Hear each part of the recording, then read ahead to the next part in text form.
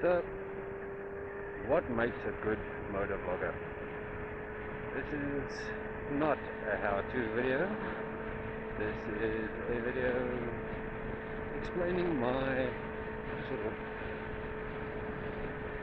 my understanding of what makes a great motovlogger, or a good motovlogger, or a motovlogger that's worth watching.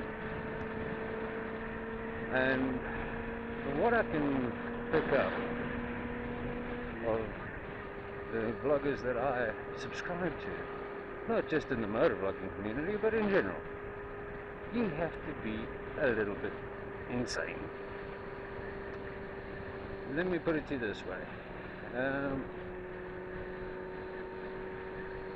Here we have an example, a motovlogger whose name I will not mention because I don't think it's necessary to name drop on videos, because then everybody thinks I'm going to tag it and try and use the fact that I'm using that motovlogger's name to get hits on my own video. But let's take a motovlogger that of Canadian descent moves to a foreign country, let's say Thailand or Taiwan, then proceeds to ride around Taiwan doing all kinds of weird and wonderful things, dancing on their memorials and their monuments and stuff like that. Rides around with his dogs on his scooter, does burnouts in the park, films the strippers practicing on the poles. If I had to do any of those things here in South Africa, I would have been arrested ages ago. Let's take another one. A young man who finds himself also, strangely enough, on an island, spends his time riding around on the beach and in restricted access areas.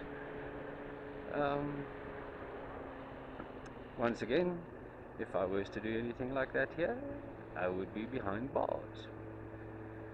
Let's take another guy somewhere in the States who feels it necessary to test his rear wheel more than he tests his front wheel, or tries to turn his motorcycle into a unicycle,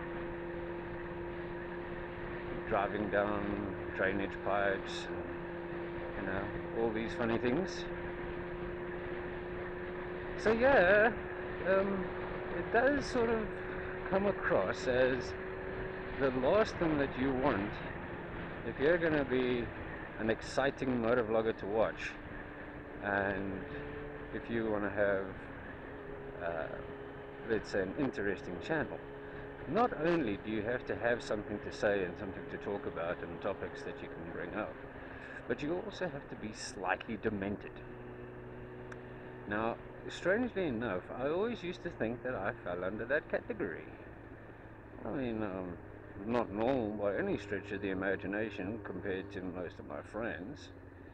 So, what the hell, man? Why am I not doing all these crazy things? And it basically comes down to, I don't want to go to prison. I am too pretty for prison. And although South Africa is a very lovely country, and we are very friendly, we're not a very funny country. We don't like people playing funny buggers every now and then, and doing these strange things. We find them odd and bizarre. I think even the fact that I'm riding around with a helmet, with a camera on my helmet, sort of gets me a couple of dirty looks everywhere I go.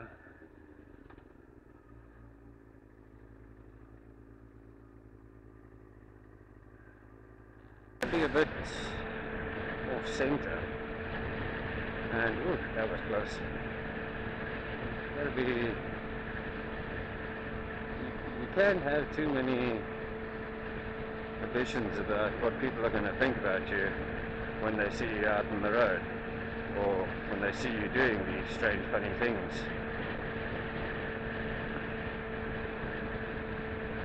Of course, there are those that don't do all these strange and wonderful things and are still fantastic vloggers. And yeah, they have their thing that they do.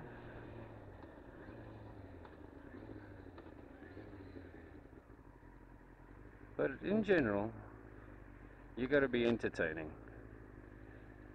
And sadly, well, eh.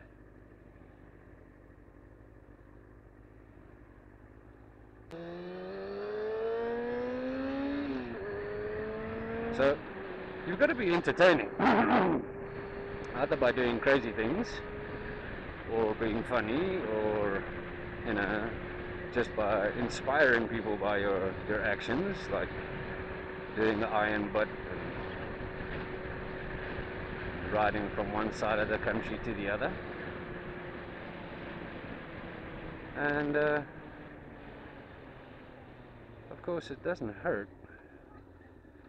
if you have a squirt gun, and when people piss you off, you can squirt them.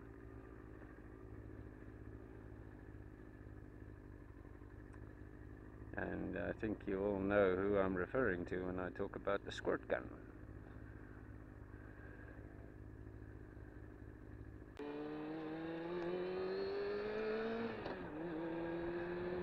Of course, what would be lovely is if I could be the one who gives you all the chicks in bikinis, but unfortunately, I live nowhere near the beach, and I'm pretty sure even if I tried to get you some yoga pants shots from the gym, I might get a few very angry, very buff couple of women that would probably fuck me up.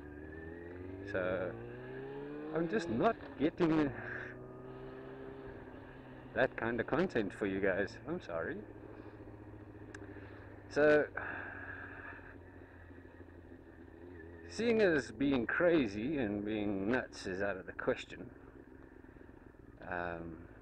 because as I said, I don't want to go to prison, and getting you sexy isn't going to work either.